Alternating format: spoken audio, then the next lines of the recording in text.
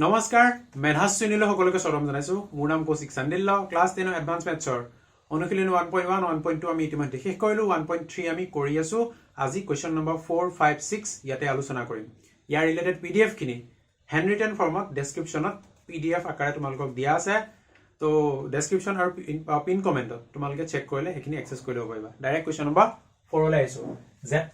ধনাত্মক অখণ্ড সংখ্যাৰ সংহতি আচ্ছা ধনাত্মক অখণ্ড সংখ্যা অখণ্ড সংখ্যা বা ইন্টিজাৰ নাম্বাৰ হেবিলাক কেনেকুৱা 0 1 2 3 এনেকে গৈ আহিব এফালে -1 -2 -3 এনেকে আহি থাকিব হয় কি বুলি কৈছে z+ ধনাত্মক অখণ্ড সংখ্যা positive integer number positive integer বুলি ক'লে এখিনি আহিব 1 2 3 4 5 6 0 টো তোমাৰ পজিটিভও নহয় নেগেটিভও নহয় গতিকে পজিটিভ ইন্টিজাৰ বুলি ক'লে 1 2 3 4 আলটিমেটলি নেচাৰেল নাম্বাৰ খিনি আহিব ঠিক আছে নেগেটিভ ইন্টিজাৰ বুলি ক'লে এখিনি আহিল পাৰো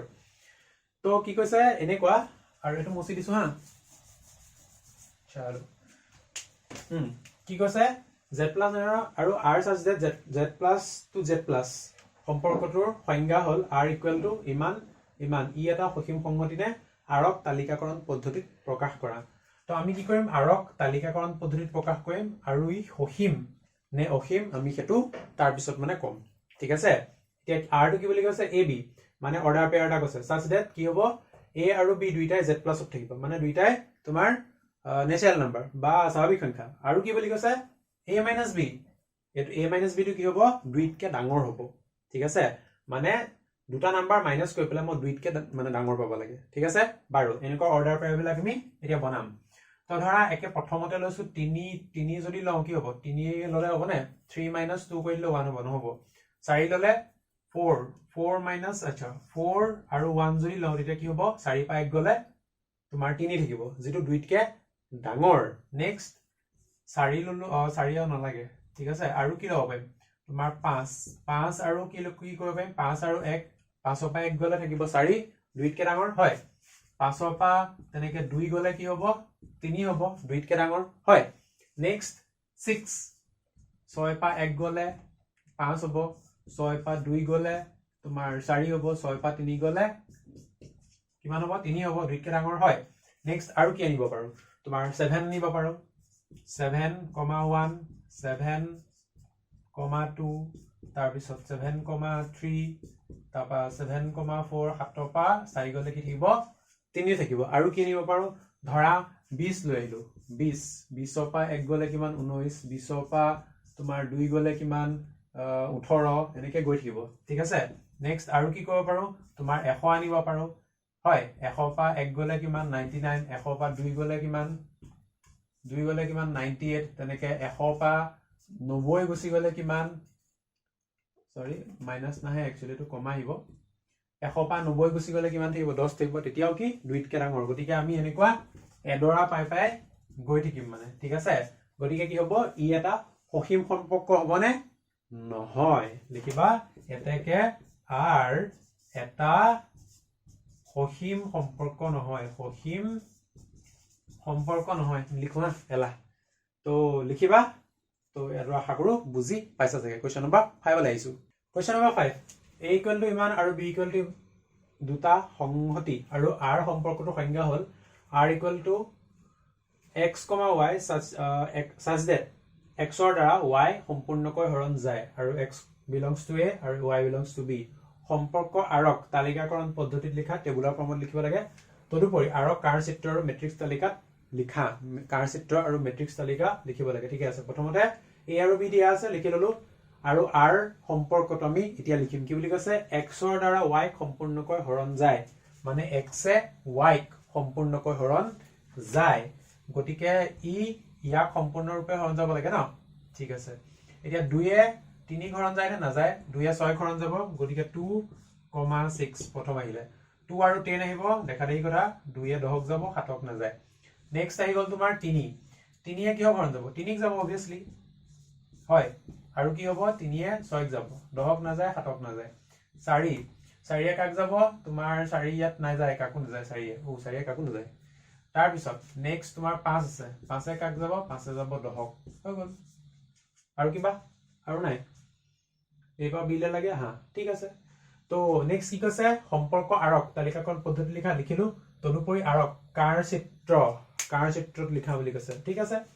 তো প্ৰথমতে আমি কি কৰিম এটাকে কাৰ চিত্ৰত প্ৰদৰ্শন কৰা হ'ল বা এটাকে কাৰ চিত্ৰ এনেকে বুলি লিখিবলা এনেকে ডট দুটা লিখিব পাৰা মানে ঠিক আছে এটো লিখিবা দেই তো ইয়াত কি আছে ইয়াত আছে আমাৰ a তাৰ পিছত এটোটো আমাৰ কি আছে ইয়াত আছে আমাৰ b ৰিলেচনটো কি r নাম্বাৰ কিটা কি আছে 2 আছে 3 আছে তোমাৰ 4 টো এফালে ৰাখিম আৰু 5 আছে নেক্সট ইফালে 3 আছে তোমাৰ 6 আছে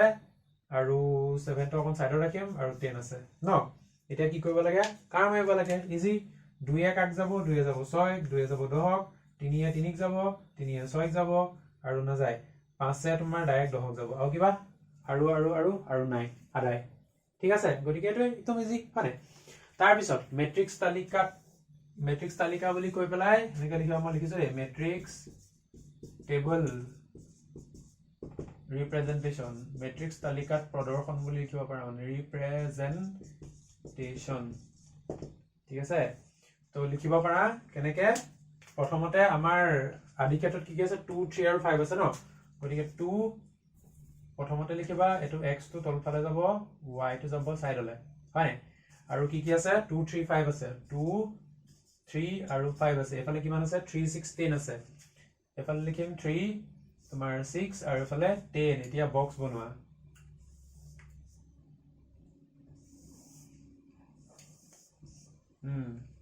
এখন এটা টেবুল ফৰ্মত মানে বনাম আমি হৈ গল এতিয়া যত আছে 1 বহাব লাগে যত নাই 0 বহাব লাগে গতিকে 2,3 নাই 0 2,6 আছে 2,10 আছে